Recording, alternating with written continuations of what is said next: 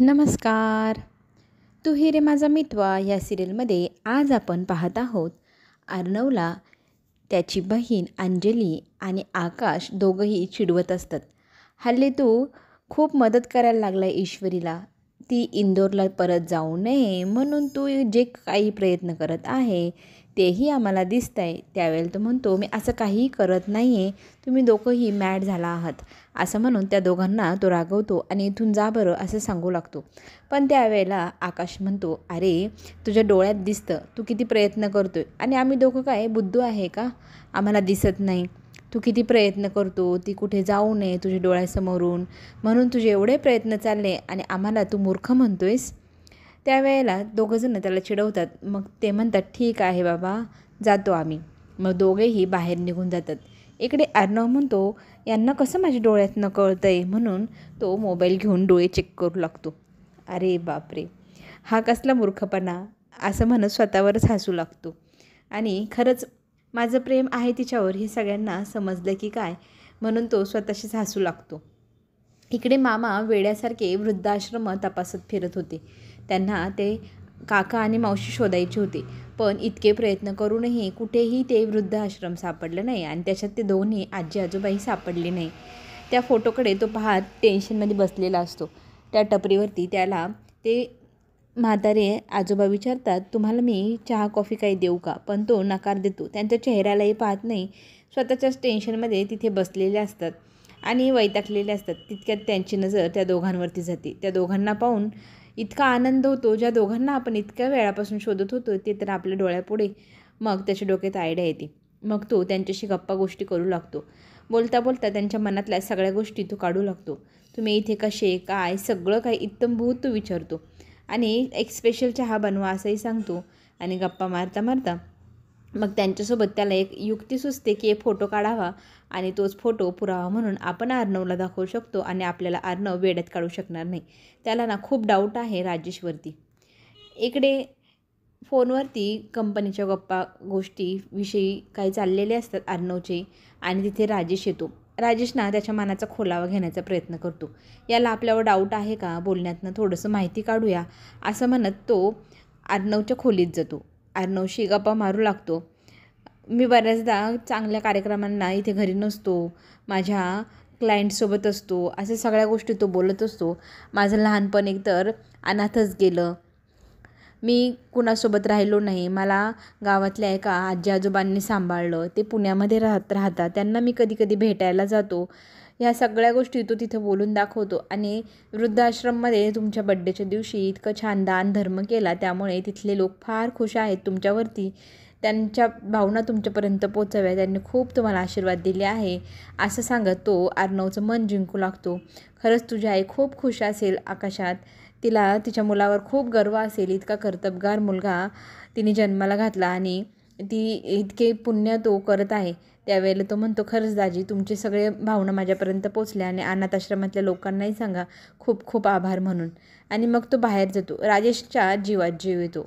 आपल्यावरती कसल्याही प्रकारचा डाऊट अर्णवला नाही आणि अर्णव फार खुश आहे, त्यामुळे आता याचं काही टेन्शन घेण्याचं कारणच नाही असं राजेशला वाटू लागतं. म्हणजे तो त्याच्या कामामध्ये व्यस्त व्हायला हरकत नाही असं मनात विचार करू लागतो. पुढे दुसऱ्या दिवशी सकाळी सकाळी आवराआवर करत असताना दार वाजतं. मग ईश्वरी बाहेर कोण आहे म्हणून विचारू लागते. अर्णवला थट्टा मस्करी सुचते. अर्णव म्हणतो, कुरिअर बॉय आहे.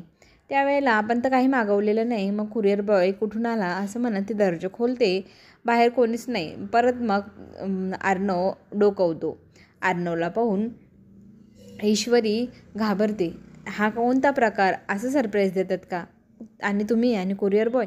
त्यावेळेला तो म्हणतो, हो तुझ्यासाठी मी आज कुरिअर बॉय झालो आहेत, विचार बघू मी काय आणला असेल. त्यावेळेला ती म्हणते, माहीत नाही. मग तो पिशवी देतो. त्या पिशवीतनं ती कार्ड काढते. ते कार्ड खरं तर तिच्या स्वीटसाठी असतं. ऑनलाईन जे तिने स्वीटचं दुकान उघडलं आहे त्याचं व्हिजिटिंग कार्ड.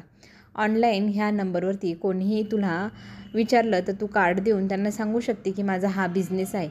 ते बिझनेस कार्ड पाहून खरं तर ईश्वरीला फार आनंद होतो, तिच्या स्वतःच्या नावाचं बिझनेस कार्ड. त्यावेळेला तिला खूप शुभेच्छा अर्णव देतो आणि बिझनेस वर्ल्डमध्ये तुझं स्वागत आहे म्हणत तिचं स्वागतही तो करतो. ईश्वरी तिच्या नावाचं कार्ड पाहून खूप खुश असते. तितक्यात तिथे तिची आई येते आणि दारातच काय गं अर्णवला उभं केलं आहे म्हणून तिच्यावर रागवते आणि अर्णवला ती आत येण्यासाठी बोलवते. ये बस म्हणत त्याला बसवते. मग तिथे अर्णव सांगू लागतो, आज कुरिअर बॉय बनून आले तुमच्या घरी. मग सगळेजण हसू लागतात. मग ईश्वरी आईला दाखवू लागते, आज अर्णव सरांनी माझं व्हिजिटिंग कार्ड बनवले, बघ ना. ते कार्ड बघत ती सगळं काही वाचते. इत्थंभूत सगळं डिटेलमध्ये लिहिलेलं आहे. कार्ड खरंच खूप सुंदर आहे असं कौतुक आई करते. आणि तितक्यात ईश्वरी म्हणते, मी ना ताईला हे कार्ड दाखवून येते असं म्हणत ती आत जाते. आणि अर्णवशी गप्पा मारत मग ईश्वरीची आई बोलत बसते. एक काळ होता तुमच्या दोघांचं किती भांडणं व्हायचे, शब्दात तुम्ही एकमेकांवरती चिडायचे आणि आज तू इतका बदलला आहेस. त्यावेळेला खरं तर तिला फार चांगलं वाटतं तुझ्यात झालेला हा बदल पाहून. मग अर्णव सांगू लागतो, खरं सांगू का, हा सगळा बदल तुमच्यामुळे घडला. तुम्ही म्हणाला ना की स्वभाव बदलायला हवा, समोरच्याला समजून घ्यायला हवं. आणि ईश्वरी ना अजूनही तशीच आहे. तुम्हाला मी आज कंप्लेंटच सांगतो. माझ्याशी शब्दात भांडते, वेंधाळ्यापणा करते, सगळं काही करते, पण मी समजून घेतो, मी शांत राहतो. मग ईश्वरीची आई त्याला हसते, माझ्या मुलीबद्दल तक्रार करणारा तू एकमेव आणि तेही माझ्याच तोंडावर करतोय म्हटल्यावरती तर तुझं तर फारच कौतुक. माझ्या मुलीबद्दल इतकं वाईट बोलतोय तू. त्यावेळेला तो म्हणतो, सॉरी आंटी, वाईट नाही, मी सांगतोय तुम्हाला तिचा स्वभाव कसा आहे. खरं तर ती खूप चांगली आहे असंही तो सांगतो. आणि मग त्याची थट्टामस्करी तिने केली आणि आपल्याला ह्याच गोष्टीवरती एक कप चहा प्यायला हवा असं म्हणत ती चहा बनवायला आत जाते. इकडे राकेश आपली जिलेबी काय करते इंदोरी म्हणून CCTV फुटेज पाहू लागतो. CCTVत त्याने पाहिलं अर्णव सकाळी तिकडे गेलेला आहे. आणि अर्णव रोज तिथे का जातोय, त्याला काय गरज, ईश्वरीशी काय काम असतं त्याचं, असं म्हणत त्याचा संताप होतो. आणि ह्या अर्णवचं ईश्वरचं काहीतरी करायला हवं. दोघंजण हल्ली रोज भेटायला लागले म्हणून संताप होऊन तो फोन कॉटो फेकून देतो. तितक्यात अंजली आत येऊ का म्हणू लागते. अंजली आत येते चहा घेऊन आणि तिच्या नवऱ्याला ती म्हणते, हा घ्या चहा, गरम आहे, तोच पिऊन घ्या. तितक्यात तिचं लक्ष कॉटवरती मोबाईलवरती पडतं. पण इकडे ती नवऱ्याशी बोलत असते, तुम्ही पटकन चहा पिऊन घ्या म्हणून. आणि परत मोबाईलकडे पाहते तर CCTV फुटेजसारखं काहीतरी दिसत असतं. तिची जिज्ञासा वाढते आणि ती मोबाईलला हात लावण्यासाठी खाली वाकत असते.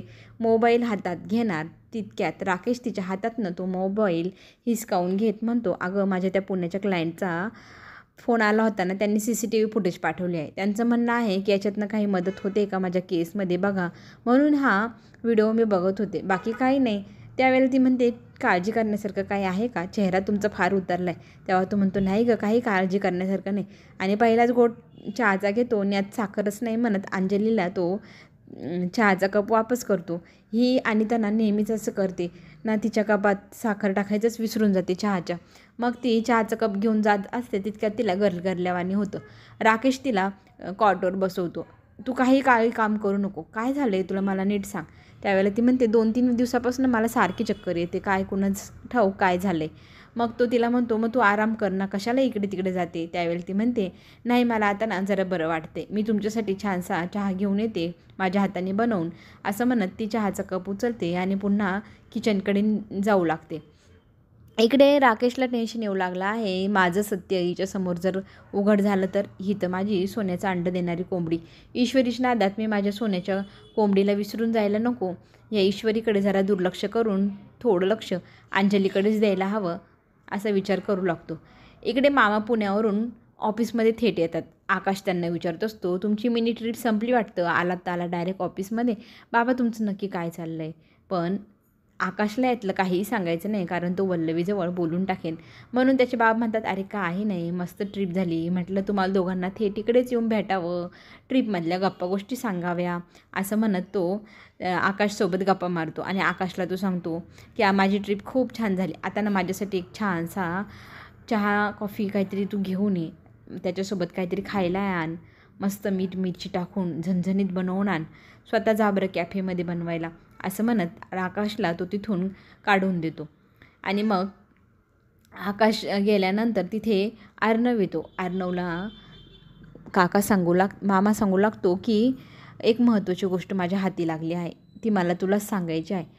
मग इकडे तिकडे पाहू लागतो. जर आपल्या गप्पा गोष्टी कोणी ऐकल्या तर. मग अर्णव फोन करतो रिसेप्शनवरती, माझ्या कॅबिनमध्ये कुणालाही मी सांगत नाही तोपर्यंत पाठवायचं नाही, अर्जंट मीटिंग चालू आहे असंही तो सांगतो.